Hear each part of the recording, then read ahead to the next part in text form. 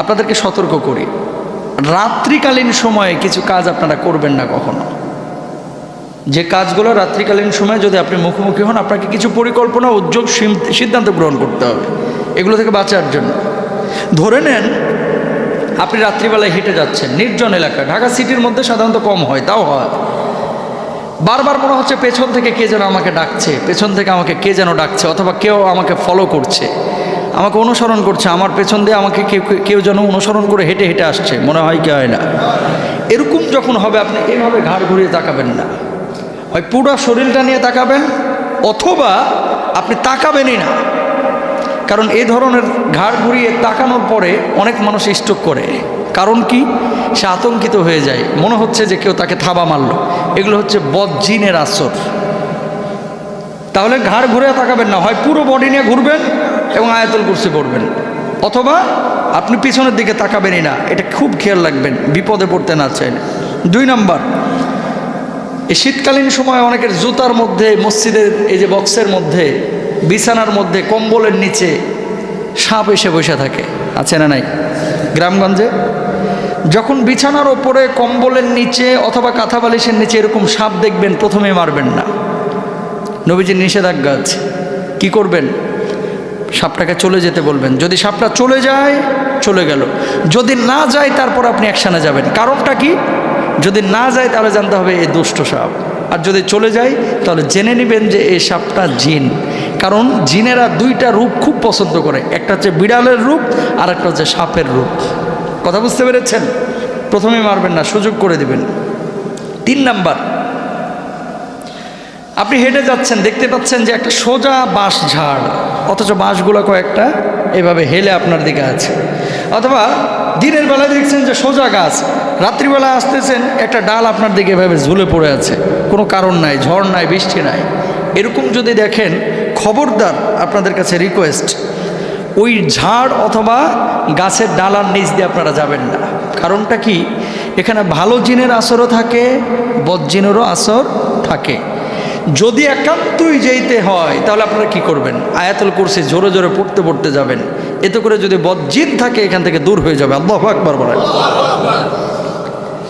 গভীর রাতে অনেক সময় শুয়ে থাকবেন, দেখবেন জঙ্গল বা বাড়ির আশপাশে যদি নির্জন এলাকা থাকে, মনে হবে যে আপনার নাম ধরে কে যেন ডাকতেছে। হয় কি হয় না? যারা সাফার, যারা দেখেছেন, যারা শুনেছেন, তারা বিশ্বাস করবেন। এরকম হয় যে আপনার নাম ধরে ধরে ডাকছে। প্রথমেই গেট খুলবেন না।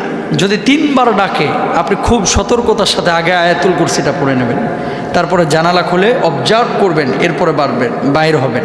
নতুবা কি হবে? বের হয়ে গেলেন, 1 ডাকের পরে বদজিনের আসর হবে, শয়তানের কুমন্ত্রণা হবে, আপনার উপরে বাতাস লাগবে, আপনি ক্ষতির সম্মুখীন হবেন। এটা খেয়াল রাখবেন, এগুলো জিনদের কাজ। 5 নম্বরে, যদি দেখেন যে গাছের উপরে কেউ কিছু একটা অবস্থা টের পাচ্ছেন, যে একটা অস্তিত্ব বসে আছে, মানুষের মতো, কখনো বাঘের মতো, ভাল্লুকের মতো, অথবা অন্য কোনো আকার আকৃতির মতো, দ্বিতীয়বার তাকাবেন না, মাটির দিকে তাকায় চলে যাবেন। 6 নম্বর, ঘরে ঢুকেছেন, ঢোকার পরে দেখছেন যে আপনার মতো কাউকে আপনি দেখেছেন। হয় কি হয় না?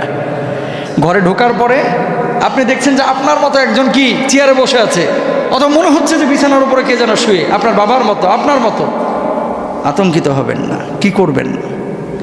আপনি চোখটা বন্ধ করে ফেলেন, চোখটা বন্ধ করে জোরে করে একবার আয়াতুল কুরসি পড়ে ফেলেন, দেখবেন যে এই ভয় কেটে যাবে এবং যদি জিনের আসর থাকে দূর হয়ে যাবে। আল্লাহু আকবার বলেন। রাতে বাম কাত হয়ে ঘুমাবেন না, ডান কাত হয়ে ঘুমাবেন।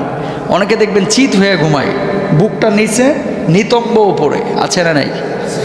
যত আপনি চিত হয়ে ঘুমাইবেন, বদজিনের আসর তত আপনার উপরে বেশি আসবে। কারণটা কি?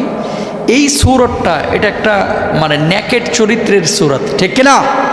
ওই যে চিত হয়ে শোয়া, এভাবে শুবেন না। এগুলো জিনরা পছন্দ করে, কিন্তু আল্লাহ পছন্দ করেন না, নবী পছন্দ করেন না। 1 কাত হয়ে শুবেন। খারাপ স্বপ্ন যদি দেখেন, 3 বার থুতু নিক্ষেপ করবেন। আশা করছি আপনি এই কষ্টের সম্মুখীন হবেন না এবং রোগে আক্রান্ত হবেন না। আচ্ছা, তারপরে আরেকটি বিষয়, সেটা হচ্ছে পানিতে গোসল করতে নেমেছেন, দেখা গেছে নিচ থেকে কে যেন পা টানছে। আসলে কিছুই নাই, কে যেন পা টানছে। পানির মধ্যে অনেক সময় জিনের আসর থাকে, নিচে বসবাস থাকে, এরা মানুষের সঙ্গে দুষ্টামি করে। যদি এরকম হয় তাহলে একটা আল্লাহু আকবার বলে চিৎকার দেবেন। কি বলবেন? আল্লাহু আকবার বলে চিৎকার দিবেন, তারপরে দোয়া ইউনুস পড়বেন, লা ইলাহা ইল্লা আনতা সুবহানাকা ইন্নী কুনতু মিনাজ জালিমিন। দেখবেন যে আপনার পায়ের ওখান থেকে দূর হয়ে গেছে। আল্লাহু আকবার। কুকুর, বিড়াল অস্বাভাবিক কিছু দেখলে দাঁড়িয়ে একটা গোল বৃত্ত আঁকেন, একটা গোল বৃত্ত আঁকবেন। রাস্তা দিয়ে হেঁটে যাচ্ছেন, দেখছেন কুকুর বা বিড়াল, কেউ নাই, এখানে থাকারও কথা না, কুকুর বিড়াল এসে বারবার ঘুরঘুর করতেছে। আপনার সন্দেহ হয়েছে এটা কি আসলেই কুকুর বিড়াল নাকি অন্য কিছু, তাহলে গোল একটা দাগ দেবেন। কি দিবেন? দাগ দিয়ে ওই বৃত্তের মধ্যে দাঁড়াবেন, দোয়া ইউনুস পড়বেন, আল্লাহ তাআলা মুক্ত করবেন। মরা মানুষ দেখতে পাচ্ছেন যে তার আত্মা আপনার পাশে ঘুরফির করছে, অথবা মনে হচ্ছে যে আমার বাবার আত্মাটা আমার পাশে আছে, মার আত্মা, কিছু একটা আপনি বুঝতেছেন যে একটা অস্তিত্ব আমার আশপাশে ঘোরাফেরা করছে, এরকম যদি হয় আয়াতুল কুরসি পড়বেন। আয়নায় রাত্রিবেলায় বেশি মুখ দেখবেন না, কারণ এখানে একটা ঘটনা ঘটে। এই সূরাটা আয়নায় যারা রাত্রিবেলায় বেশি মুখ টুক দেখেন, এই সময়টা জিনেরা মানুষকে কুমন্ত্রণা দেয়, বিশেষ করে বদজিন। এর জন্য যত কম পারা যায় রাত্রিবেলায় আয়না দেখবেন, আয়নার উপরে একটা পর্দা ঝুলায় রাখবেন। আর যখন সুন্দর কাউকে দেখবেন মাশাল্লাহ বলবেন, ইনশাল্লাহ। মিষ্টি খাচ্ছেন, বিড়াল এসে বারবার ঘুরঘুর করতেছে, মিষ্টি চাচ্ছে, মনে করছেন আপনি বুঝতে পেরেছেন যে ও মিষ্টি খাবে। যদি মিষ্টি চায় মিষ্টিটা দেন, কারণ কি জিনেরা মিষ্টি পছন্দ করে, আর বিড়ালের আকৃতিও তারা পছন্দ করে। যদি দেখেন বিড়াল বারবার ঘুরঘুর করছে আর আপনার মিষ্টি খাওয়াকে ডিস্টার্ব করতেছে, পায়ে মুখ দিচ্ছে, পেছনে মুখ দিচ্ছে, হাতে মুখ দিচ্ছে, তাহলে মিষ্টি একটা দিয়ে দেন। যদি খাওয়ান আপনার ক্ষতি হবে না, আর না খাওয়াইলে যদি মারধর করেন ক্ষতির সম্ভাবনা আছে, এটা মাথায় রাখতে হবে। গর্ভবতী মা বোন যারা রয়েছেন মাগরিবের সময় বাইর হবেন না, রাত 12টার সময় বাইর হবেন না, খুব দুপুরবেলা বাইর হবেন না। এই 3টা সময় জিনেরা বেশি বিচরণ করে। কথা বুঝতে পেরেছেন? মা বোনদেরকে এটা জানায়া দেবেন। বেশি রাগ করবেন না, রাগ হচ্ছে আগুনের বৈশিষ্ট্য। মাটির বৈশিষ্ট্য কি? নমনীয় হওয়া, বিনয়বত হওয়া। কথা বুঝতে পেরেছেন? বিনয়ী হওয়া। রাগ যদি বেশি উঠে যায় বসে যান, অজু করে ফেলেন। যখন আপনি রাগারাগি বেশি করবেন তখন দুষ্ট জিন ওখানে আরও ওয়াসওয়াসা বেশি দিবে। এই জন্যই রাগের মাথায় মানুষের কুবাইতে পারে। যে মানুষটা কুবাইতেছে উনিও বলে এরপরে যে আমি কেমনে কুবাইলাম ভাই আমি জানি না। কথা বলেন না কেন? রাগ যখন উঠে যায় মাইয়া মাথা ফাটায় এলাইছে, অথবা বউয়ের হাত ভাঙিয়ে ফেলছে, নাউজুবিল্লাহ বলেন, জায়েজ নাই। এমন মায়ের মারছে পোলাটারে একেবারে আঙ্গুল ভাঙিয়ে ফেলাইছে, এরপরে আড়ালে যায় কাঁদতেছে, আয় হায় আমি মারতে পারলাম এইভাবে। তার মানে কি জানেন? আসলে যখনই রাগটা উঠছে ওই বদজিন ওখানে বসছে, এর মাথাটাকে মস্তিষ্কটাকে নষ্ট করে এই আকামটা করে ফেলছে। এই জন্য তার হিতাহিত জ্ঞান হারায় গেছিল, ঠিক কিনা? এই জন্য রাগ যখন উঠবে সাথে সাথে কি করবেন? বসে যাবেন। বসে যে যদি দেখেন রাগটাও কমতেছে না, অজু করে ফেলেন। যদি তাও না কমে শুয়ে যান, দেখবেন রাগ উধাও। আল্লাহু আকবার। প্রিয় ভাইরা আমার, বিপদ আপদের সম্মুখীন আমরা সবাই হই, কিন্তু এই সমস্ত বিপদ আপদের সম্মুখীন হইলে মায়ের হয় কিন্তু শব্দ হয় না।